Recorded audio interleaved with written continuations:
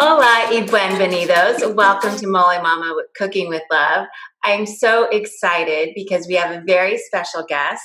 Alicia Delicias is here with me. She's in my kitchen. And let me just, before we start talking to her, tell you a little bit about this woman. If you're not following her on Instagram, you need to go and do that now.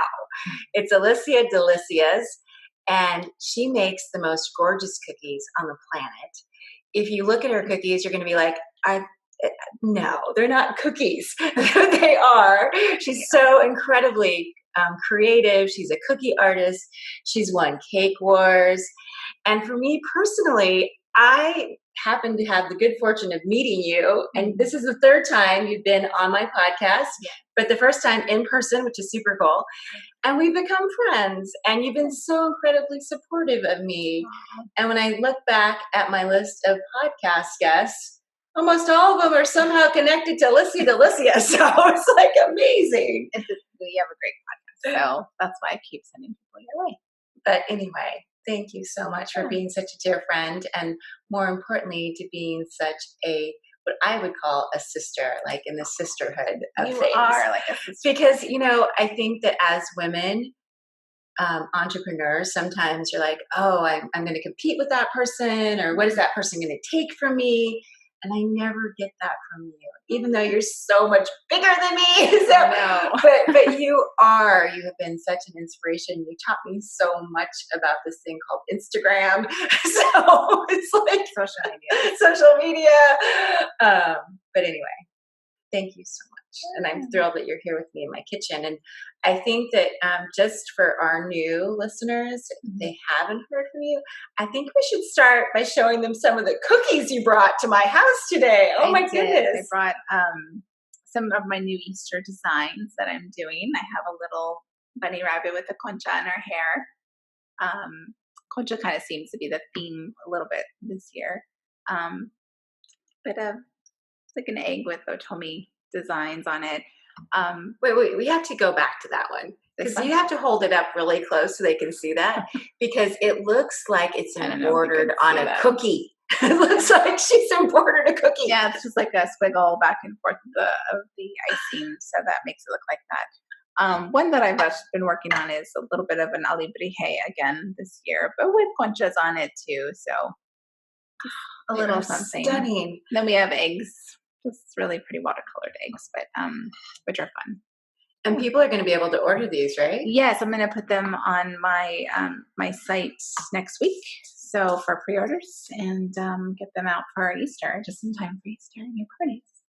Okay, and I've eaten a bunch of these cookies, and so not only are they pretty, they're really good. But I have some that I've saved over. I should have brought the ones that I've saved, because some of them I haven't been able to eat. I just have them over there stored, because I'm like, they're part of my decorations in my house now.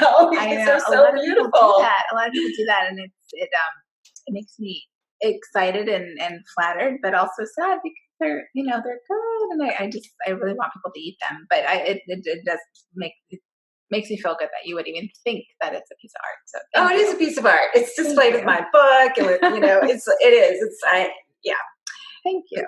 But they're just stunning. Okay, so they can order them in a week for Easter. Yeah, it's a pre-order. So, okay. So then I'll make them, enough time to make sure that they get to the customer on time for the holiday.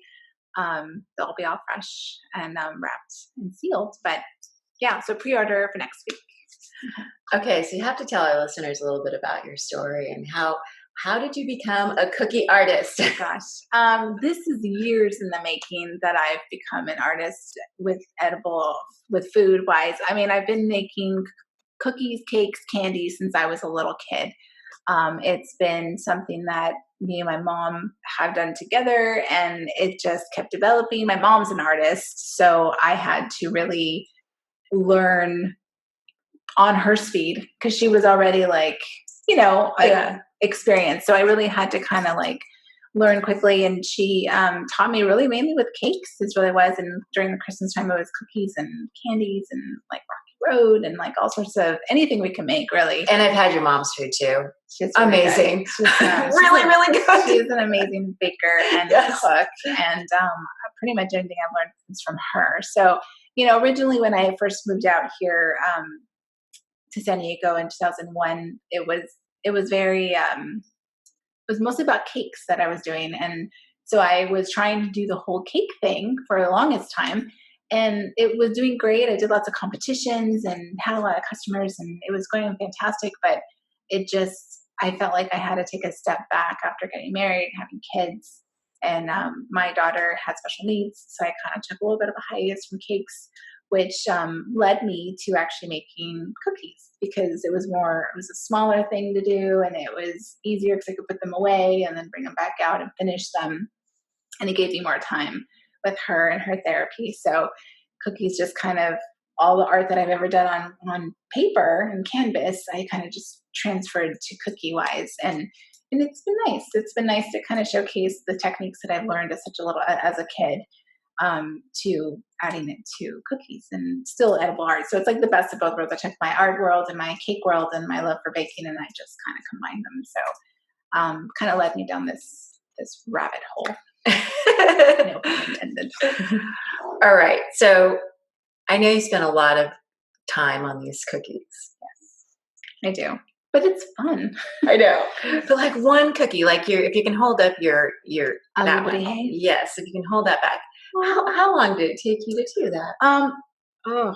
This one probably like a good couple of hours, just because you kind of have to let things dry and then go to the next phase, and then molding the items. Actually, all of these are, a lot of these things on here are molds that I created. Okay, hold it up to the screen, really, just so they can see. See, look at that. Look at the detail, and it's turned sideways so they can see. It's 3D. Yeah, it's like it's just amazing. Yeah, it takes a while. I mean, and really a lot of it starts on paper. I really should have brought the watercolor. That I always watercolor all my cookie ideas, and I have an archive of all of them, but I draw it out and then I watercolor them to know what colors I'm going to use. So they go from being an actual watercolor picture to then being like an actual cookie. So I did that even when I was doing cakes, because me and my husband would draw all the cakes out and then watercolor them and paint them, make them look, like we want them to, and then we'll create them.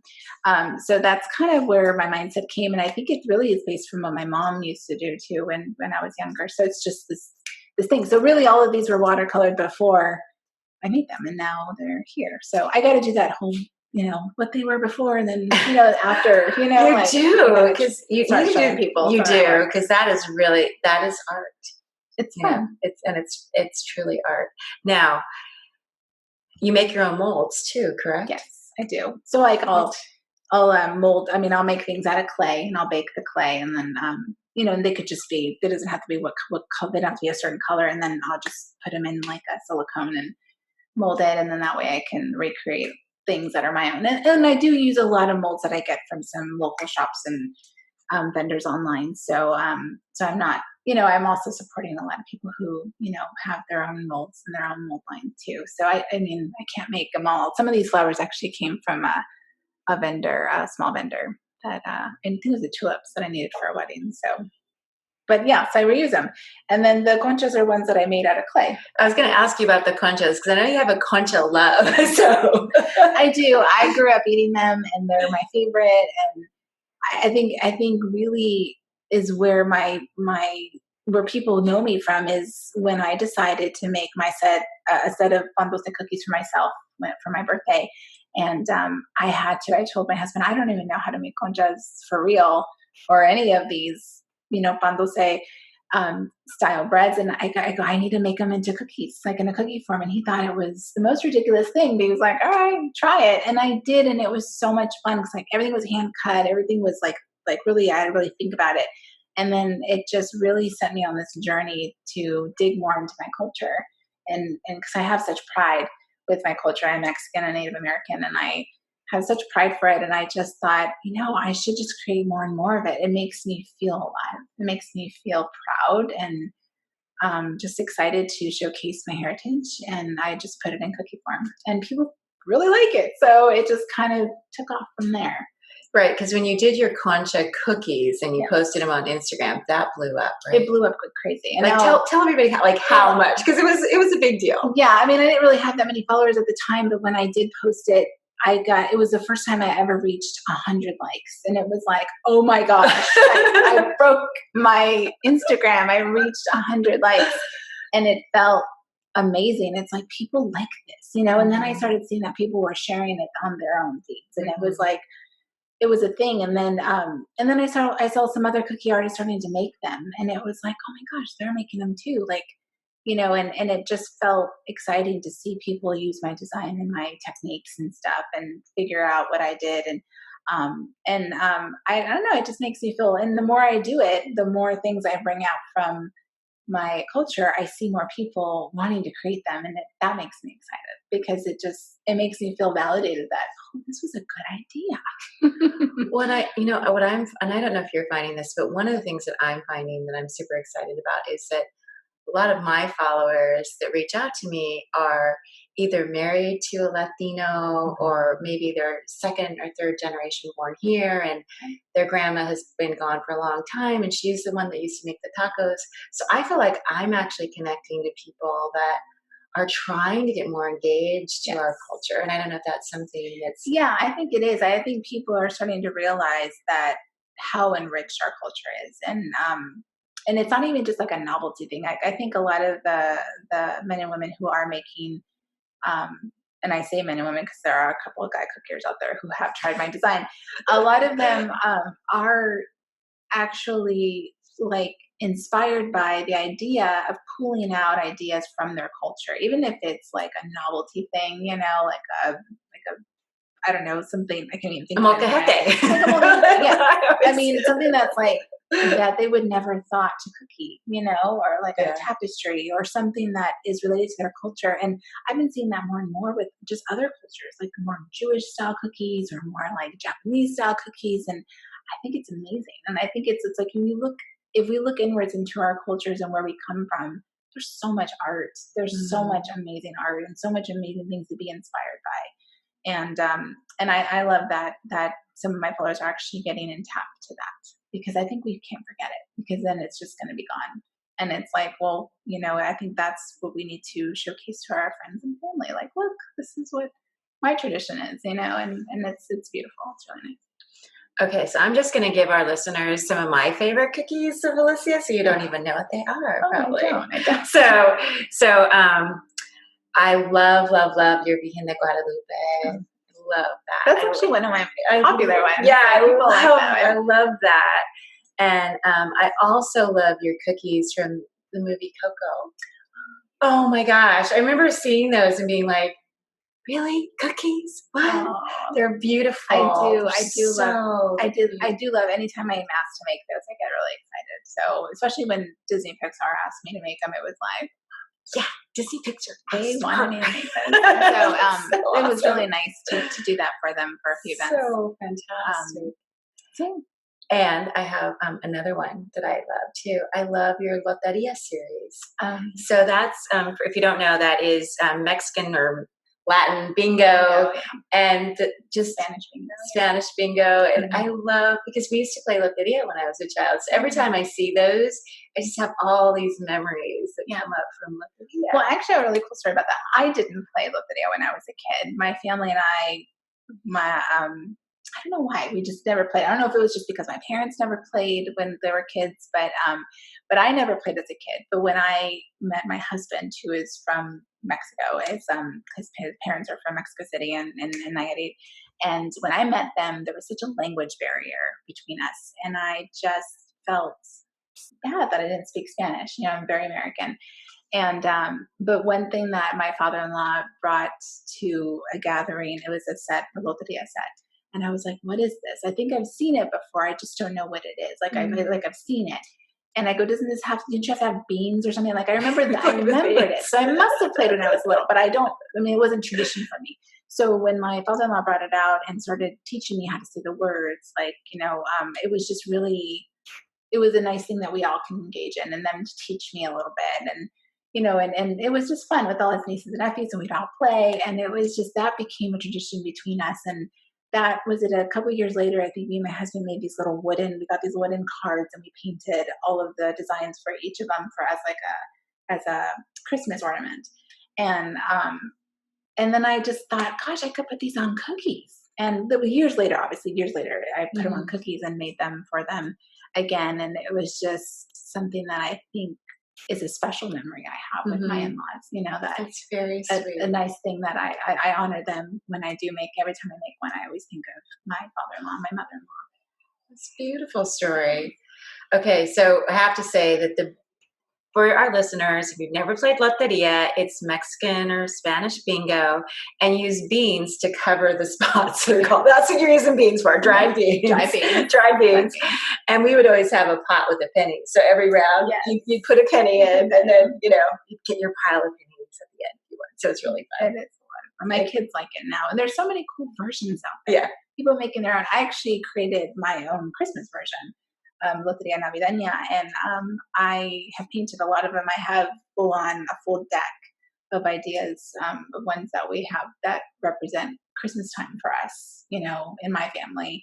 It doesn't necessarily represent all Mexican people, but just Christmas time in my family and what it means to me and my husband. So we have that kind of in our back pocket that we've been putting on cookies every year. And so we made an advent calendar. I think it was last year, not this past Christmas, but the year before. We did an advent calendar every day. So that was always fun too. But each of them have a meaning, and I love that it runs deep in my family now, and I'm so excited that my kids are going to grow up with that. That's awesome. Yeah, that's fun. So, Alicia, what have you been doing? Where have you been? Because I mean, you've been making cookies, but I know you've taken a little bit of a rest and wanted to talk to you about I get a lot of people are asking, like, what is it that you're putting no custom orders right now on your website? Like, why? And so I've been taking a little bit of a break, a little bit of a hiatus. My father recently passed. Now it's going to be 2 years this April. I can't believe it's been 2 years. It feels like it happened yesterday. But just needed to take a break, and sold my house, got a new one, moved in, helping out with my mom and trying to have her reality is changing, and all of our realities are changing, and so it's been challenging. My older daughter has autism, and I think the idea of losing someone that was so close to her is completely confusing. So she kind of fell off a little bit of a deep end and into psychosis, and I'm trying to help her get back to that. And there was no time for cookies. It kind of is very similar to when she was diagnosed with autism and I had to take a hiatus from cakes. I feel like this is the next level. Like, this is her next level of moving on from something so tragic that I needed to take a break from cookies. So, but you can still order cookies, like your Easter cookies. So, it's just the custom. Well, yeah. So just like what we decided that this year we're going to jumpstart again and start going full force with cookies. I'm just going to try and ease my way into custom orders. So no custom orders right now, just really the pop-ups for let's say Easter, or I missed Valentine's Day because we got so busy, but Easter coming up, summertime, I'll probably have a fun thing for summertime, and something like that. That would be nice. So keep an eye out. Well, but I want to go back for a minute because I think you're really brave and courageous to share with everybody that it's been a tough couple of years. It has been a tough couple of years. And, that you lost your dad, that's a really big deal. And that your daughter's had a hard time, and that you've been helping your mom. These are all big things. Yeah. And I think that, social media, it doesn't show our real lives. It doesn't, know. So I appreciate somebody like you being real for our listeners, because that's what life is. It's ups and downs. Ups and way down sometimes. Yes, way downs. I've had my way down. So yes, I agree. I mean, along with my dad, we've also lost a lot of family members.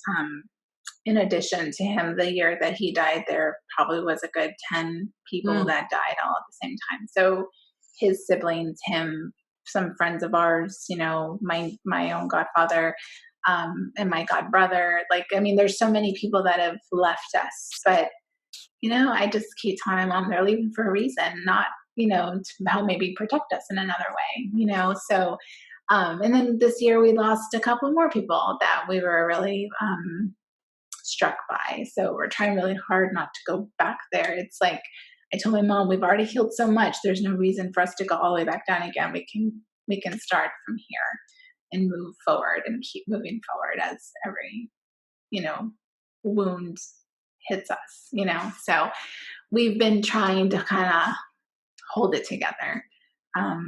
But yeah, I mean, I've been also, cause I mean, a lot of people don't know that I homeschool my kids too. Mm-hmm. So when they hear that, they're like, wait a minute, you homeschool too? I homeschool too. So, lately we've been doing a lot more therapy through art and a lot of just creating and just, so which has been keeping me busy too. So I've been kind of pushing the idea of doing cookies on the back burner. But this year is going to be different. This year we're going to go full force with doing more flash orders, more pop-ups, more of those kinds of things to make it more functional for me to be at home and pay attention to my family, but also make sure that I'm getting, cookies out there for because we want your enjoy. cookies. We want them. So.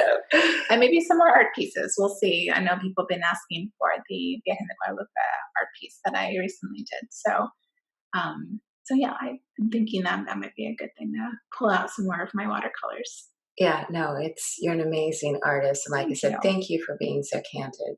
Because that is a courageous thing. And I know you and I have talked about, just all the loss you've experienced. And it's hard for anyone. It's really hard. I mean, it's really hard. And I know I'm not alone. I have lots of cousins. I have over probably 2,000, 3,000 cousins out there.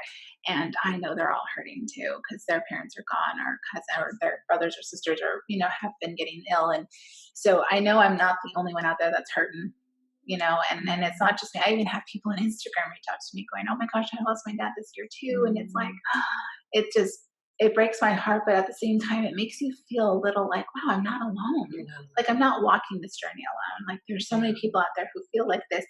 And they're getting up every day and they're doing their life. And it's like, there's no reason why I can't. So that's been inspiring to me. So thank you to whoever's been posting about that, about your own loss, because it's helping me get through my own loss. So that's great. It is nice. And even, it's been 8 years since I lost my mom. And we talked because like the year that I lost my mom, that next year I lost like 14 people. And it was just so hard. And, I'm like you, I try to think about all those people that I've lost as, okay, they're on my bench. They're my A team and they're cheering for me. And, that has really helped me to just kind of be like, okay, I've got this kind of little small army over there that's cheering me on and helping me They're out. They're not going to let you fall. You have to believe in that, and if that is all that you can believe, then just believe that. Yeah. That's the thing that I've been trying to teach my daughters that, my older one being autistic, she doesn't really understand the spiritual side because she's very much about like, well, I got to see it. I need to prove to me. And I'm okay with her thinking that way. It's just, I need to try and make her understand, no, we don't know where your papa went, but we have to believe that he's around somewhere, within our world or even outside of our world, somewhere that we feel is comforting and exciting, even if it is imagination and we have to think about it as like a dream or imagination state. Disney movies get us through some tough times. So, yes. I gotta say Frozen has definitely getting me through a lot of what I'm going through with my daughter being autistic now, because I kind of see her as being an Elsa. She has this amazing ability. Wow. She has, but it can make or break her. It can hurt her. Some people could be afraid of it.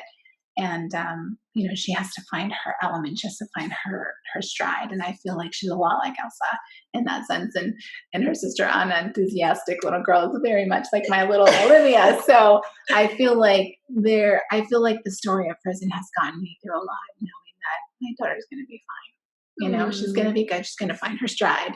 She's going to know how to use her ability to the best of her and to the people around her and not hurt, because she can go the other way and hurt people. And I just thought, geez, you're so much like Elsa. So it's like, I know, your abilities are going to take you far. You just got to believe in yourself. It's really beautiful. It's a beautiful message that Disney put out there. Yeah, so definitely agree. Yeah. Okay, so it has been amazing to talk to you. I'm so excited that you're here. Thank you for having me. Okay, and like once again, we have to tell people that haven't heard about you. Where do they find you? How do they follow you? So I'm on Instagram as Alicias, and then I have aliciasalicias.com. I'm also on Twitter and Facebook, that you could find me there. But on my social medias, across all social medias, I will be posting about when I put these up, but they will be on my website. Yeah, so you guys can. You gotta see how cute they are. They're so cute and they're delicious. Mhm. It'd be great in your baskets. Yeah, your Easter your baskets. All right. Thank you. Thank you so much. Thank you. Thank you. Yes. All right. Okay. And so for our listeners, thank you so much for tuning in. And as my mama always said to me as we said our goodbyes, que Dios te bendiga, may God bless you. And also remember this week to add the most important ingredient to every recipe you make, your love. And may you be well. And I'm so grateful for my friend Alicia. Bye.